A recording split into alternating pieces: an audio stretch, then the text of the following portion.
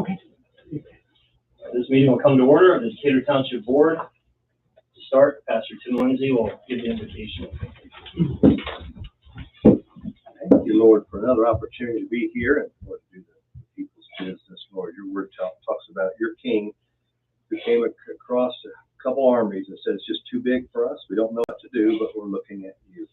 And thank you, Lord, that sometimes it's easy decisions, but sometimes it's challenges. So I ask that you give grace and mercy, Lord, and wisdom and strength to this board as they take care of these issues. Thank you for all the work that goes into this township and this community. We're so grateful for them, grateful for each and every one that's represented here tonight, but also the people they represent. So be with the meeting, Lord.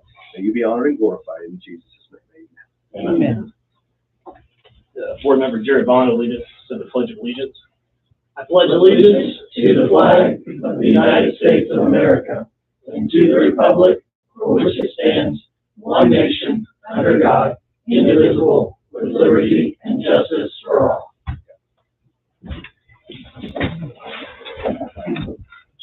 All right. The agenda has been distributed to all members. Are there any modifications or additions? There you go. I suggest we move resolution 2025-05 to our last agenda item, since it's probably going to have the most discussion. You guys good with that? Yeah. Yep. All those in favor? Aye. So we'll move resolution 2025-05 to the end. Keep the rest as it is in order. So the agenda is adopted as presented, or as amended. The minutes of the previous meeting have been distributed. Are there any corrections to the minutes? There is one correction that was brought up as spelling error on the Gumont development. Okay, we'll change that to Ori. Okay. All right. So with that amendment mentioned, the minutes are approved.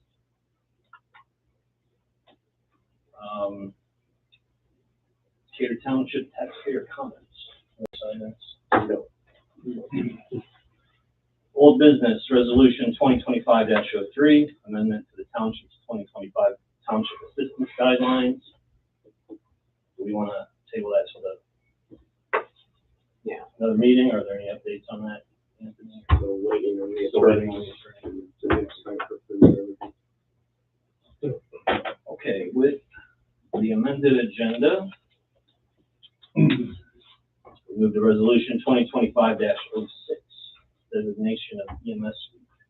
Yeah, so you have a draft proposed resolution in front of you. This week actually happens to be EMS week, and when chiefs may go chime in, but this is something we've done to acknowledge our EMS staff the past several years, recognizing them for their work, their sacrifices, the amount of work that they do for today as well. So that's it in a nutshell.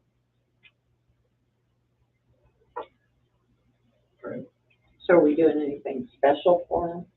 We have, yes, we're doing lunch for them each 3 shifts this week. We had Monday, Tuesday, and tomorrow will be the last lunch. I think there's some, since theater, someone provided a gift for all the staff as well.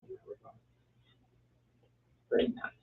Might remind everyone that we have approximately 20 civilian EMS personnel that are paramedics or EMTs, and as well, all the firefighters, their firefighters are also EMTs or trained paramedics as well. All right. Any further discussion? One correction on it, under the resolve, the date should be 2025. So the dates, I think May 18th through 24th, I think are correct. Right? I have a 25 on the actual version. Oh, okay. Somehow the last of This that one is back. is 24. Yeah. Okay. As long as that's corrected. I think I'm happy to declare EMS week. All those in favor? Aye. Resolution passed. All right, resolution 2025-07 establishes a general purpose donation. So, I'll explain maybe the two combined, 07 and 08. As you may recall, and it kind of relates to 2025-03. Anthony in particular, has some entities within the community that are willing to contribute help, particularly towards township assistance. In that regard, we would need to establish, the board needs to establish the creation of a for our finance guy to get that established in the paperwork and that type of thing, that we would be able to accept donations from individuals, entities, for that purpose. And then also a separate one is there are two different funds and tax bases and those such things. One for the public safety, particularly the fire department, that if we were to get donations for that, which we have pending donations on the table that we can take. So those are both would enable the township to accept those donations as presented. Are those then tax deductible at all, or council can answer that? I don't know. Adam's not our general counsel, but to answer your question, no. Oh. Well, I mean, are they tax deductible by the donation? Right. Oh, I don't know. I didn't think That's an IRS question. If an individual wanted to do that, I don't know.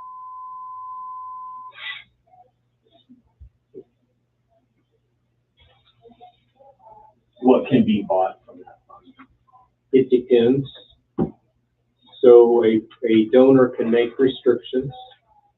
So a donor could say, I'm going to donate this amount that you have to buy. A donor can make a general donation, and then it's subject to typical appropriation anyway. So someone can say, I'd like this to be spent on Yes. this. Yes. Or if we solicit donations for something in particular, then it would go to that particular thing. So I could, for example, the Civic Council about 3 years ago got a petitioner to donate toward the building, particularly toward the planned firefighter memorial aspect of that. We haven't got those dollars, but that's the intent. So when that entity, if the business writes the check to the township, then it would be dedicated toward that particular function. Sounds great. Is that subject to State Board of Accounts audits, or? And again, that depends. If a donor specifically says, as I understand it, if the donor specifically says this is what is to be bought, no, it's not subject to. It's up to us to justify to the donor that we did adhere to what their wishes were in the donation. I'm having a hard time on the oversight of it, of who's overseeing this, and somebody's coming in writing checks or whatever, and then like, what is the oversight of it? How it comes in and how it goes out is where I'm at. Well, again, all appropriations, all reports are made to you, all the board at annual report time for one. Which is subject to the State Board of Accounts. Well, yeah, so I guess in that regard, So that's right. but there's no particular, but again, the State Board of Accounts couldn't say you were wrong in spending X on. If somebody told you, no, I get that, right, Yeah. I get that was where I'm at, yep, okay, yep, I didn't make that clear.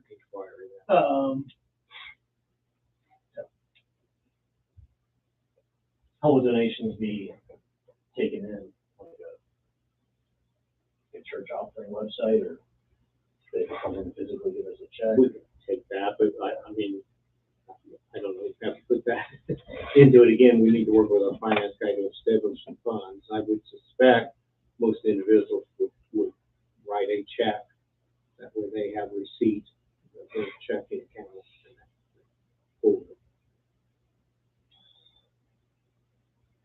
Great. Any further discussion? Good start. All those in favor? Aye. Resolution passes. This was 2503. Yeah. Oh, seven. So next item, resolution 2025-08 establishes a public safety donation.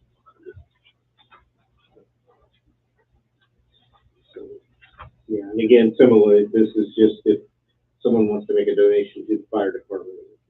Again, it could be specific, we'll buy, to buy Band-Aids for the fire department, or have that spend on Band-Aids, we buy.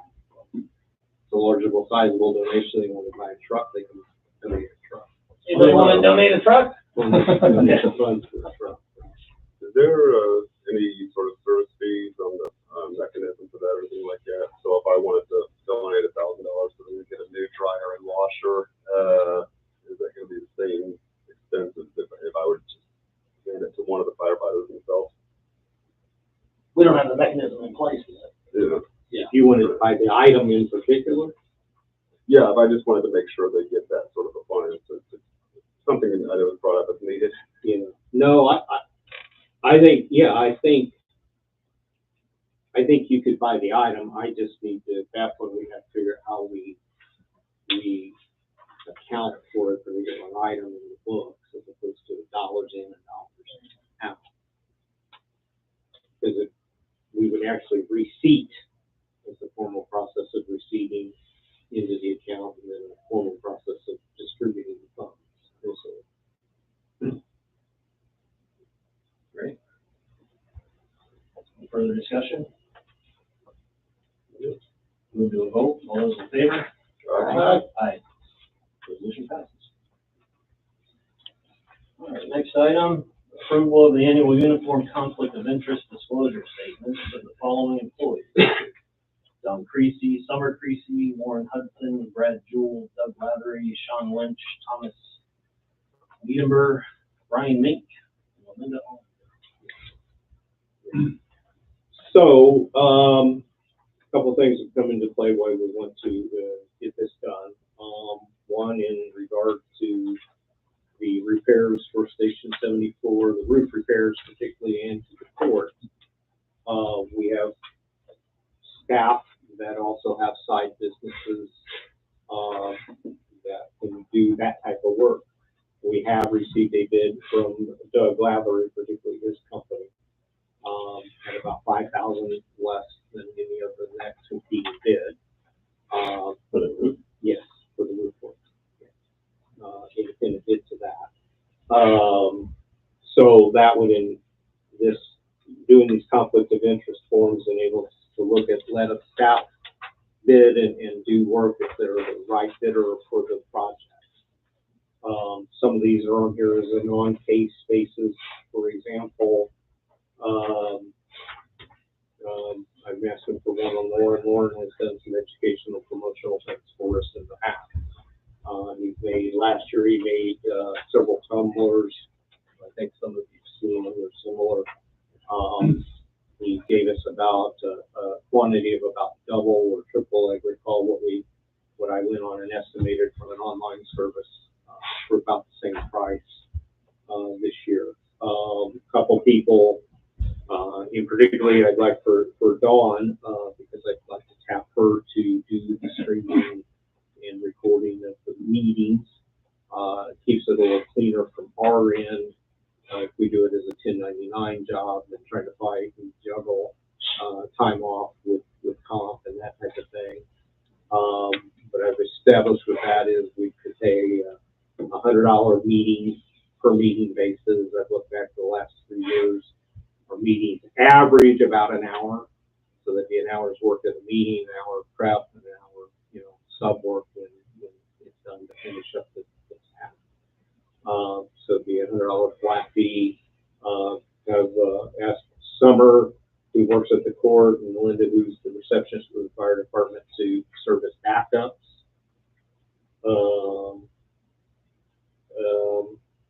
Mink and Jewel, actually, the attorney suggests we do have disclosures completed jobs for vendors of the township. So his suggestion was you're always better safer than sorry. You're always more safer to make a declaration than not and explain it later. I think I recall that the State Board of Accounts suggests one time, most of the time people get in trouble not for the act, but for the non-declaration of the act.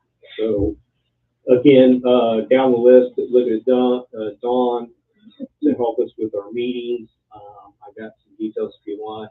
I sought a couple of online proposals for that work. One was as high as $15,000. Yeah. For the year? No, for a meeting. What? Yeah.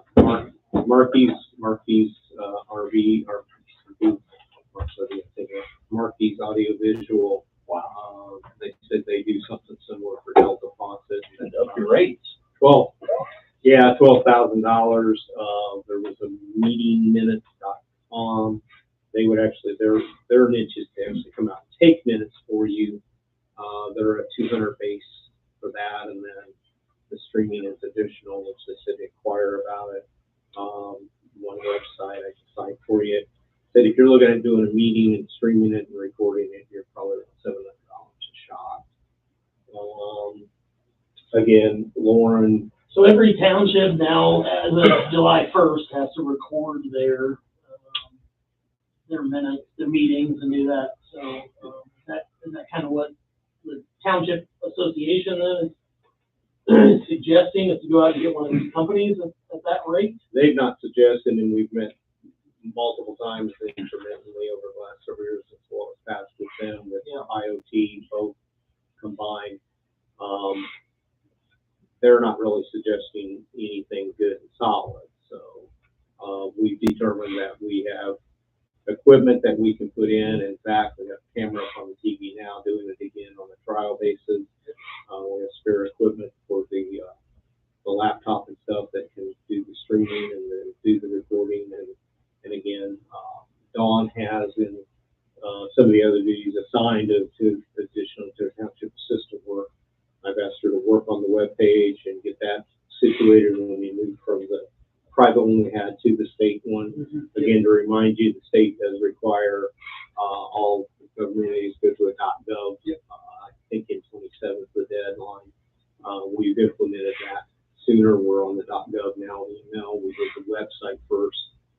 Thought they go hand in hand. She has, in addition to the website, though, gone in and created the probably the only substantial consistent recommendation is most people suggested YouTube. So we have a YouTube page now where these are streamed on that and then recorded or will be recorded and maintained for the duration at least as what the minimum of the law would require, which is 90 days. So like I say, she's done that work. It goes hand in hand. Have her do the work. Again, not knowing something can happen or whatever. Like I said, I'd like to have one or two people on reserve for that purpose. Again, I mentioned some things that Lauren had done. Brad, Doug, Sean Lynch, we have used him in the past. He's a side business where he does fence work. We've occasionally had to make repairs to the cemetery, the fence at the cemetery. Tom is someone that can do contracting type work if we need to. Hopefully not much with this building again as we're going forward, but he has helped us, reconfigure some things and build some rooms and that type of thing. And again, Brad, like Brian, works for one of our vendors. And Melinda then would also be another backup for this room. Better than holding the laptop at the last meeting? Better than holding the laptop during the last meeting? Well, I had an issue with my camera that was going to. We were moving around on you too. It's all right. We were moving around on you too.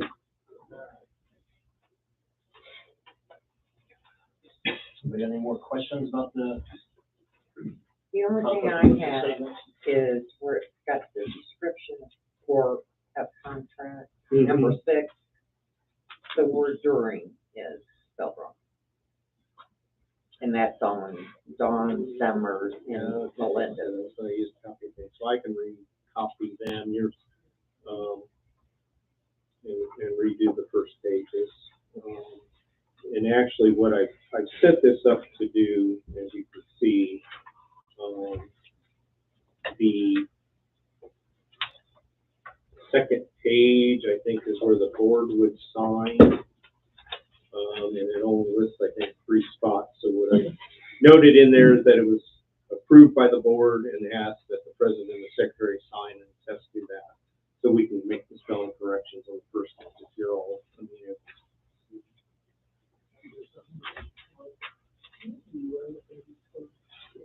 So what the signing one is? Yeah. I've got it here, you guys do. Okay. I think that will be in compliance, right? I think. Yeah, I've got the signing form, the copies for signing here.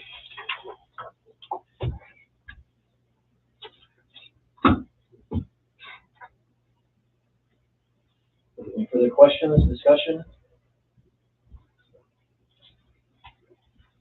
Move the vote to approve. All those in favor? We're doing all of them at once? Yeah, let's do them Yep. all, yeah. So I move to vote on all of the uniform conflict of interest disclosure statements as listed on the agenda. All those in favor? Aye. Aye. They pass. I'll start sending those around, or you want to do them now? Well, since I've only got you 2 to sign, why don't we just, Okay, maybe after the gotcha. meeting, if you're all right with that online a little bit. That's what we said, but the only other thing that's on the back is the announcements of the financials, so, Well, and then move back up to the. oh, gotcha. Aye. Okay. Announcements? Have I got a financial statement? Any questions on the financial statement?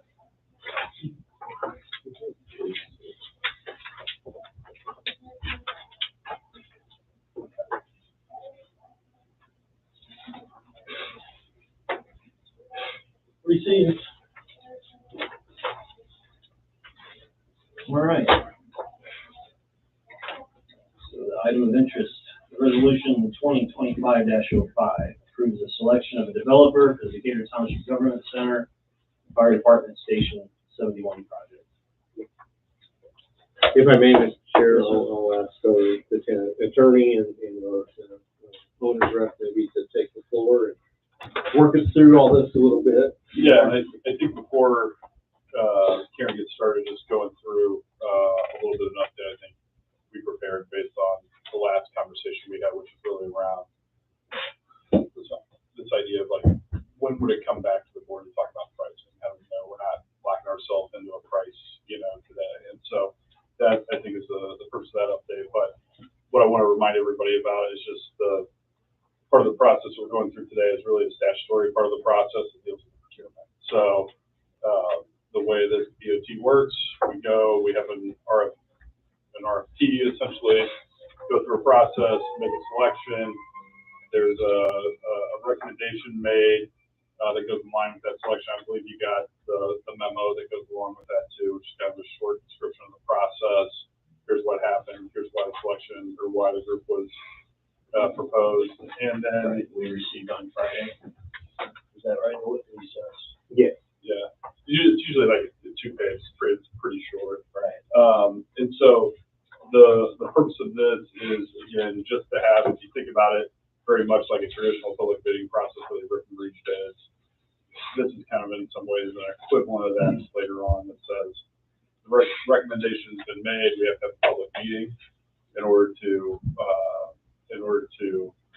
make the selection official. And then from there, we can go through kind of the rest of the process, but the next kind of key piece would really be execution of a contract. And that contract would get you through what we call the scoping period, where somebody goes designs, puts together a GMP, And then that's one break point. So one approval point is execution of the contract. The next one is once you get that GMP, that's the next kind of public approval point, because that's the point where trustee will come back, likely with the development team, and submit, show it all, go through it, where we think pricing has ended up, how that meets the budget, what's in, what's out, and then the board would have the opportunity to approve or reject at that point too. So while we are here, I do think I want to introduce the development team, the group that came. So it's Kyle Walker on the development side, Eric Weflin on the design side, Dick Waggle on the construction side. So we didn't ask them to put together any kind of formal presentation. We kind of talked about it yesterday, but one of the viewers, those are faces you're likely going to be seeing, you know, in the future as they come back and discuss. One of the things we asked them, I think we talked about this a little bit at the last meeting, is the first part of this process is that scoping period. So they'll come through, they'll do a design, they'll put an estimate together, and then you'll decide, you know, go forward or not. That comes at a cost, and then what happens is, as a result of, if you don't move forward, you end up owning the design. So the way to think of it is you're essentially paying for the design cost that you'll then own if you don't do the project and take it out, rebid, do all of that. We asked them for a preliminary number that came back at $850,000. We think that's roughly in line, but Envoy really hasn't had the opportunity to dig into it, talk to the development team about it. So that we will bring back to you kind of a final number with the contract itself. Once trustee is ready and comfortable that, you know, we've got all the terms and conditions we need in there for everybody to be comfortable. So that's, I think, kind of where we're headed. Karen's going to talk a little bit more about, you know, how it's just going to work. That's the purpose of the slide in terms of what are the points in the design process that you guys can get cost feedback. But I just did want to make sure that the point and really the emphasis today, no approval of any financing, no approval of any agreement. We're just making the statutory selection that's required. Okay, so I shared a slide with you just to break down like the process again and give a little more transparency about when you would see estimates, because we understand that that's important to you to not be surprised by cost. So what you're approving today again is just the selection of the recommended developer, and then they will go through the scoping process, which includes conceptual design, and then schematic design, design development, and then construction documents. And at each conceptual design, schematic design, and design development phases, you will see an estimate, which we'll get in more detail as it goes through. And you will have a chance at that point to ask questions and go through that value engineering process where you can ask for cost reductions and in the design itself. So that's what, as you go through those steps, you're getting to see an estimate at each of those. It gets a little more detailed, and you get to, at that point, ask, like, where can we save money? How can we get this down and closer to our budget, etc. And then once you get to that construction document phase, that's when they can then develop a guaranteed maximum price. And then that's when you would still, like, approve or not approve to move forward with the project at that guaranteed maximum price. Any questions? This first comes to my mind is, so the committee has chosen or suggesting Vermont. Yes. But we don't see an estimate number until we choose the developer, right? Is that what you're saying? An estimate for the whole entire project? Right. Like we didn't get an estimate from other. Right. They will work for you to design the project within your budget. That's more of a number that you as a committee will decide, like, what is within our means to construct this building, and then communicate that with Vermont, and they will make their best efforts to design a building within your budget. If I may, correct me if I'm wrong. There's several steps in the process, and all we've done to this point is send out a request for qualifications. So the committee is recommending this entity as the most qualified. This isn't an actual, I guess, selection or determination of the project itself and the cost of the project. Again, typically, and again, correct me if I'm wrong, but you know, you could do this in a way, or if we were to seek an engine, you know, to purchase an engine, we would seek bids particularly for that. Well, this There's is also kind of the a prices pricing. of each engine, that'd be a part of the criteria. That's right, because you're actually buying the engine at that point. We're not yet buying the project. So we're kind of pigeonholed into one. Yeah, and Right. so. Based on our review of the So we don't see a developers number that- though from other developers. Yeah, so and essentially, what you're, you know, the trade-off, at least in my mind, is really this. You know, the benefit of, you look at it, you're not gonna get all three, so if we would've came, even if we shortlisted two and said, come in and provide a cost estimate, nobody will do that without, I mean, you have to do, as we're talking about here, you know, $750,000 plus worth of design to get to a number that anybody's comfortable committing to. So, you know, they're not gonna do that at that phase unless you wanna pay them, and that's typically not been the way, you know, this has been done in Indiana. So the trade-off you're really making is, you know, a traditional kind of, we see the bid from everyone, design bid, you know, design build process or something like that. The trade-off you're making is, we wanna have, you know, kind of one throat to choke. We think that's gonna lead to lower overall costs. I can tell you, just in my experience, that's traditionally what we see, the cost that get given from a design firm to a public entity, do a design versus a private entity, are typically 1.5 lower, you know, somewhere around there, point and a half. So you get the benefit of that. And then where we kind of benchmark their pricing and their proposed GMP against what we think is rational is where the owner's rep comes in. So typically what we do as part of this process too, we put together something called shadow bid. So Envoy will go, they'll look at square footage, cost, materials, use their folks in-house, get an idea of roughly like, here's what we think this should cost. And if the numbers come in dramatically different, one way or the other, then you know you have a problem and adjust from there. And I will say, in that interview process, the fee structure that we do understand is a percent-based fee structure, and we did compare those when looking at the bids from the different developing companies. So that the selection went in, like that was a factor that we considered in that selection. Yeah, sorry for asking. I do industrial sales, so I quote things all day long and take hours of my time I may or may not get. So, you know what I mean? That's why I was asking. It's kind of odd to me from that perspective to not have quotes from people. It's a great question. It's just a fundamental difference in the model. So that's where we typically look at what we're asking the bid, as Karen said, what their fees are, what the contingencies are in those pieces, so we know what they're going to kind of put back against us as a percentage fee. Those are the ones we know we can count on. And then really what we look at is kind of pressure from the elected, you know, group in terms of here's what we're kind of willing to do, and also from the owner's rep to say, you know, we have an idea of what these things should cost. So if they're coming in higher than that, somebody's got to, you know, come back and really determine and provide us evidence of why it's more expensive than we thought. Well, and again, if I'm not, you know, I make a mistake, but you know, at the end of the day, if we get to that point and we think that it's not the right price, You we can, can punt, so yeah, to speak. you take the design, you go, if you want to go bid it out at that point, you have the ability to do so. But we're financially obligated to even get to that point. For the cost of the design, which I would argue is Which is what we're voting table for stakes. tonight. No, No. so for tonight's just selection of the group. So essentially saying, the recommendation was, this is the most qualified group. This is the kind of public manner in which we have to go do that.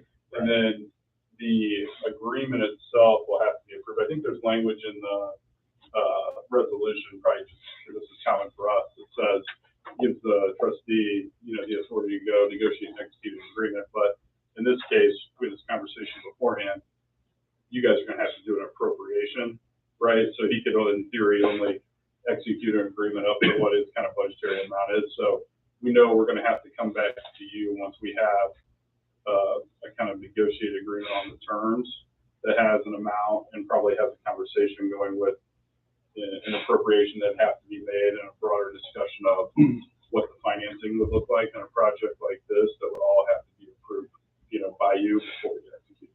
And then once that's done, the number that we're talking about, the fee, the scoping fee, is really essentially what we would say is table stakes.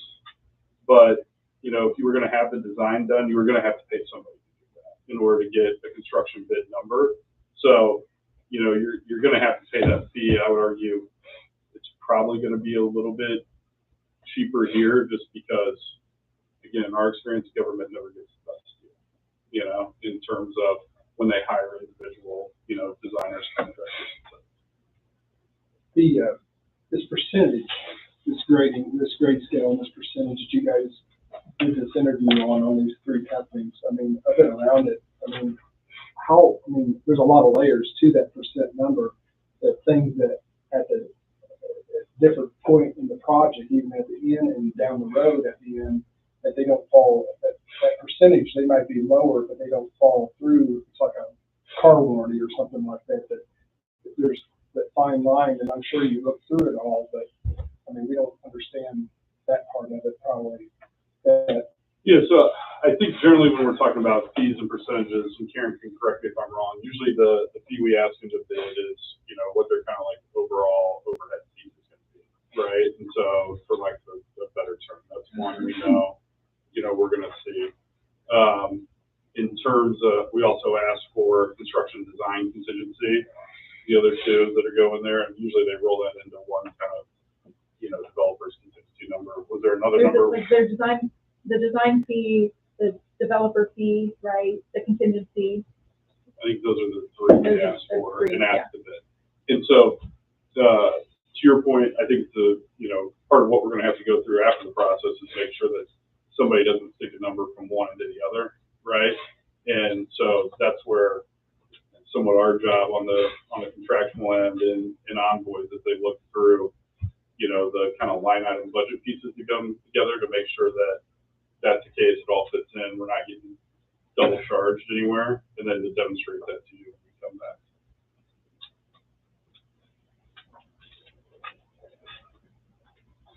Yeah, I think some of that grade was in that document.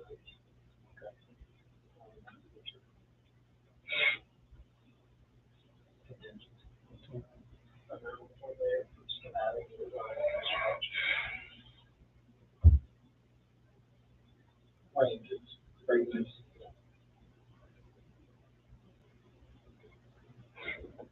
And so that was part of it. Typically we kind of look at it as a funnel. The widest part of the funnel is generally everybody's qualifications and experience, because you can't do the job.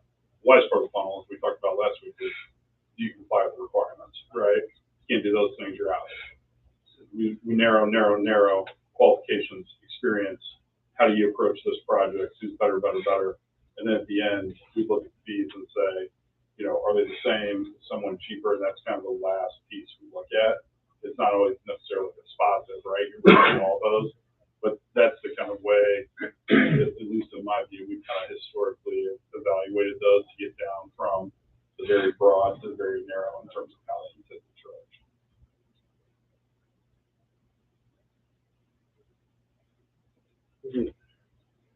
Trustee, I think on a slight side note, something sort of a consensus brought to me, especially by multiple members of this board, is that we feel like we should be more involved and we're not communicated to in enough time to make these sort of decisions and express that an appropriation or a bill as important as this one gets put in front of us. And we don't have enough time to really to decide one way or the other, because so going forward, I would like to discuss with the board and with you how to improve communication so we're on board with each other more. Nobody felt we feel like we're left in the dark, and so the board can be more involved in the process of these things. Because last time, 2 months ago, a very important bill was brought to us for construction, after being referred from someone downtown and being told just vote for it, yes or no, we almost got taken for over $200,000 more because but the moment the board was more involved, we ended up saving taxpayers almost $250,000. So I would like to see more involvement with each other. What matter are you referring? The courthouse.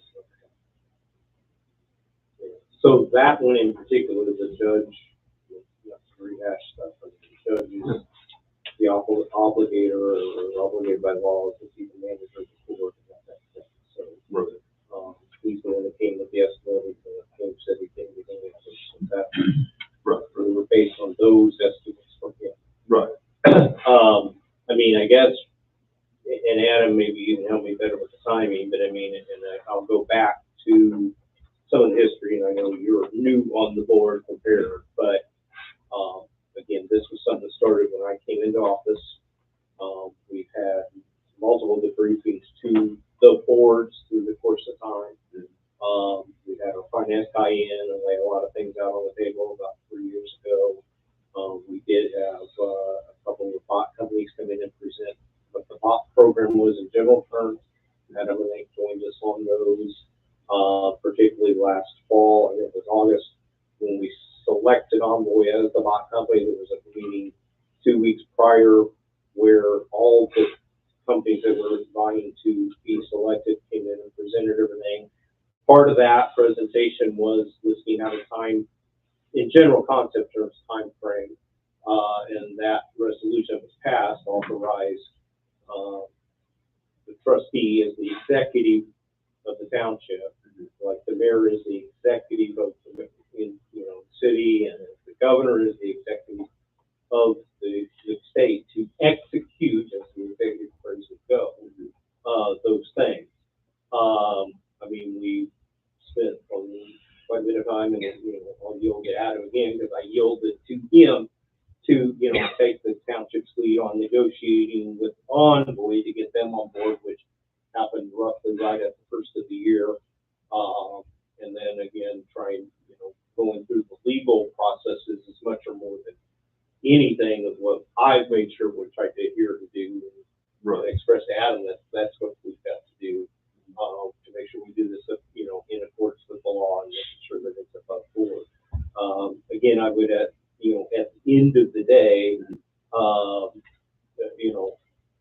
there are separate kind of job descriptions between the executive and legislative branch of government. And I've been in the legislative branch of government as well.